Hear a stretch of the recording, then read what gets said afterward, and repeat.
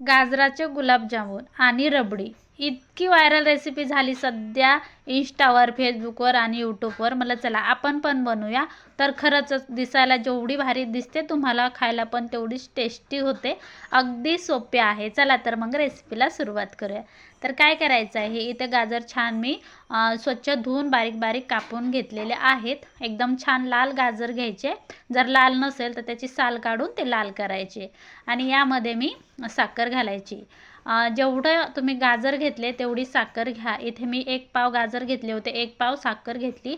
आता हे दोनदा करून बारीक मिक्सरला फिरून घ्यायचं. साखरामुळे अजिबात कठीण जात नाही, अगदी छान बारीक असं वाटून निघतं. पाहू शकता एकदम छान असं बारीक काढून घ्यायचं. त्यानंतर काय करायचं, एक कढई घ्यायची आणि कढईमध्ये 2 चमच तूप घालायचं आहे. जर तूप नसेल घालायचं तुम्हाला, तुम्ही बटर पण घालू शकता. तुम्हाला जसं आवडतं तेल तूप काही पण घाला. त्यानंतर थोडेसे ड्रायफ्रूट्स घालायचे आणि थोडेसे हे छान खरपूस भाजून झाले की लगेच आपल्याला जी पेस्ट केली आपण गाजराची ती घालायची आहे. इतकी छान मस्त लाल भडक आहे ना, पाहू शकता. जर तुम्हाला हलवा बनवायचा असेल तर तो पण असाच बनवा, भारी होतं. हे छान परतून घ्यायचं. आता हे थोडंसं परतून झालं की अगदी थोडासा छोट्या वाटीने वाटीभर आपल्याला रवा घालायचा आहे. तुमच्याकडे जर मिल्क पावडर असेल मिल्क पावडर घाला, खवा घाला किंवा रवा घाला. मी रवा घातला. आता याला छान परतून घ्यायचं, अगदी घट्ट करायचं आहे अशा पद्धतीने. आता हे मिश्रण थंड होतं तोपर्यंत त्याच कढईत काय करायचं, अर्धा लिटर दूध घ्यायचं. मस्त साय असलेलं दूध घ्यायचं आणि छान उकळून घ्यायचं.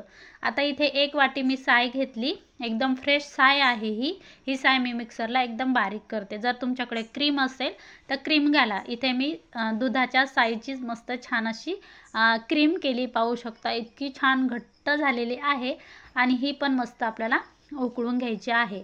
ही उकळून झाली की थोडंसं केशरचं दूध घालायचं आणि आपल्याला छान याला उकळून घ्यायचं. एकदम घट्ट करायचं आहे. जर तुम्हाला जास्त गोड आवडत असेल तर साखर घाला. मी थोडीशी 1 चम्मच साखरच घातली, थोडीशीच घातली, कारण दूध घट्ट झालं की त्याला ऑटोमॅटिक गोडपणा सुटतो.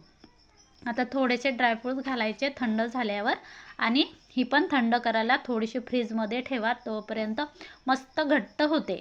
तर आता काय करायचं, जे आपण गाजराचा हलवा बनवला होता त्याचा असा छोटासा गोळा घ्यायचा आणि अगदी छोटे छोटे छोटे छोटे असे गुलाबजामुन करून घ्यायचे.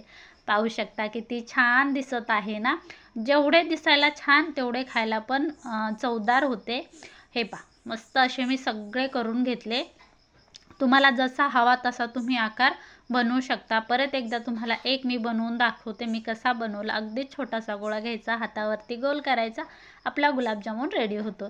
जरी ही रेसिपी तुम्हाला थोडीशी जरी आवडत असेल तर आपल्या चॅनलला नक्की सबस्क्राईब करा आणि व्हिडिओला लाईक करा.